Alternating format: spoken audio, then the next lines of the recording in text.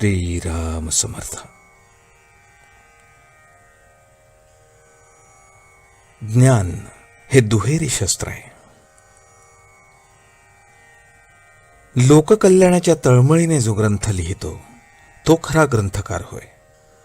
वाचनात आलेले आचरणात आणून जो लोकांना सांगतो तो खरा वक्ता होय. आणि सांगितलेले जो आचरणात आणतो तोच खरा श्रोता आणि साधक होय.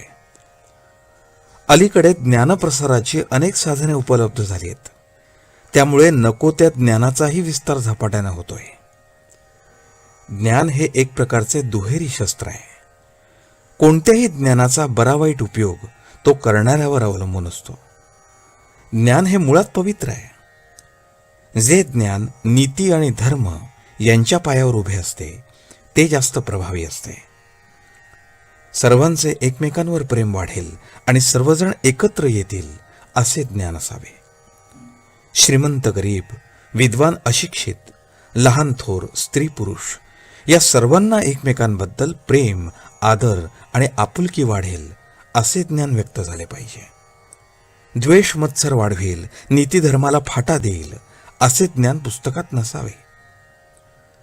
विद्वान शास्त्रज्ञ नवीन शोध लावून जगाला स्वार्थी आणि लोभी बनवतात आणि त्यामुळे सर्वनाश होतो. जे ज्ञान समाधान देत नाही ते खरे ज्ञान नव्हे. जगाचे खरे स्वरूप ज्याने कळते ते खरे ज्ञान होय. देहासंबंधीचे ज्ञान ते व्यावहारिक ज्ञान. जे जसे आहे तसे ओळखणे हे तत्वज्ञान. मी देहाला माझा म्हणतो, अर्थात मी देह नव्हे.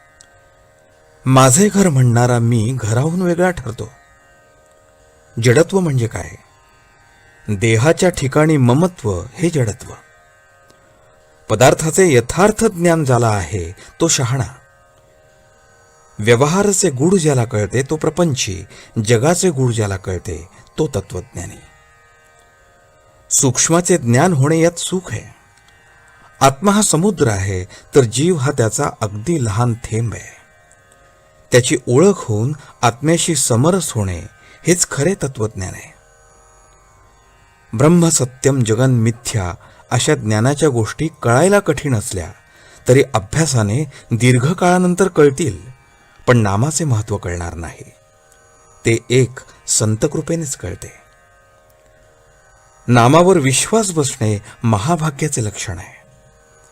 आपण बुद्धिभेदापासून सावध दूर राहिले पाहिजे. संत वचनावर विश्वास ठेवून अखंड नाम घ्यावे, त्याने समाधान लाभेल. ज्या ग्रंथांच्या श्रवणाने भगवंताविषयी प्रेम उत्पन्न होते, ज्याच्या योगाने विरक्ती उत्पन्न होते, अनितीचे वर्तन टाकून नीतिमार्ग, धर्ममार्ग याचा अवलंब करावासा वाटतो ते सद्ग्रंथ. उदाहरणार्थ ज्ञानेश्वरी, दासबोध, नाथ भागवत हे ग्रंथ सदोदित वाचून त्यांचे मनन करणे हेच फार जरुरीचे आहे. त्याने ईश्वर प्रेम उत्पन्न होते. आजचे बोधवचन. अत्यंत कठीण प्रमेय असलेले जगातले ग्रंथ वाचावे, पण शेवट अत्यंत सोप्यातले सोपे असे नामच घ्यावे. जानकी जीवन स्मरण. जय जय राम.